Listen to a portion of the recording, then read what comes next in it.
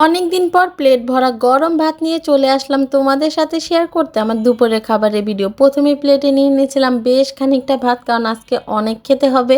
তারপর নিয়ে নিলাম হচ্ছে প্রথমে একটি শুটকির ভুনা, এটা ছিল হচ্ছে লইট্টা শুটকির ভুনা। এটা আমি বেশ ঝাল ঝাল করে ভুনা করছি, আর এটা খেতে যে এত মজা হয়েছিল।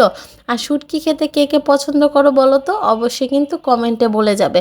আমার কাছে তো শুটকির যে কোনো শুটকির ভুনা হলে খেতে বেশ মজা লাগে। শুটকি দিয়ে তো আলহামদুলিল্লাহ বেশ মজা করে খেলাম। তারপর নিয়ে নিলাম হচ্ছে একটা মাছের তরকারি, এটা ছিল হচ্ছে পোয়া মাছ, আর এটা আমি রান্না করছিলাম আলু আর উস্তা দিয়ে একদম একটা মাখা মাখা ঝোল করে।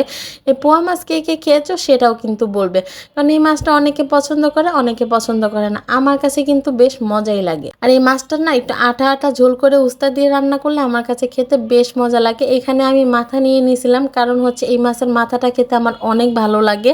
একদম মাথার থেকে মাছ অল্প অল্প করে নিয়ে একদম আলু দিয়ে উস্তা দিয়ে মেখে মেখে খাচ্ছিলাম। আলহামদুলিল্লাহ মাছের তরকারিটা কিন্তু অনেক মজা হয়েছে। মানে গোস্ত দিয়ে ভাত খেয়ে যে তৃপ্তিটা না পাওয়া যায়, এই মাছ দিয়ে ভাত খেয়ে কিন্তু অনেক তৃপ্তি পাওয়া যায়। মানে অনেক প্লেট ভাত খাওয়ার পরেও না মনে হবে যে শান্তি লাগলো, এরকম একটা অবস্থা, মানে কোনো অস্থিরতা কাজ করবে না। এরপর প্লেটে আরও বেশ কিছুটা ভাত নিয়ে নিলাম, আর এর সাথে নিয়ে নিলাম হচ্ছে একদম প্লেট ভরে ডাল। আজকের ডালটা কিন্তু একটু বেশি মজা, কারণ এটা আমি রান্না করছি হচ্ছে টমেটো আর সাজিনা দিয়ে। সাজিনা খেতে কার কার পছন্দ বলো তো দেখি। সাজিনা কিন্তু আমার অতটা পছন্দ না, কিন্তু সিজনের যেহেতু সবজি তাই মাঝে মধ্যে একটু খাওয়াই হয়।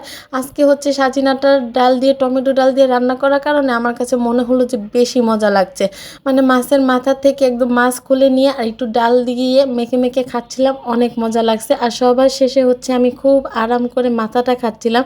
এই মাছের মাথাটা খেতে অনেক মজা লাগে, আর এই মাছটার মাথার সাথে না একটা সুন্দর মজার পোটকা থাকে, এটা খেতে না আরও বেশি মজা লাগে। আলহামদুলিল্লাহ, এই ছিল আমার আজকের দুপুরের খানা পিনা। তোমাদের কাছে কেমন লাগলো অবশ্যই জানাবে। আজ এই পর্যন্ত, আল্লাহ হাফেজ।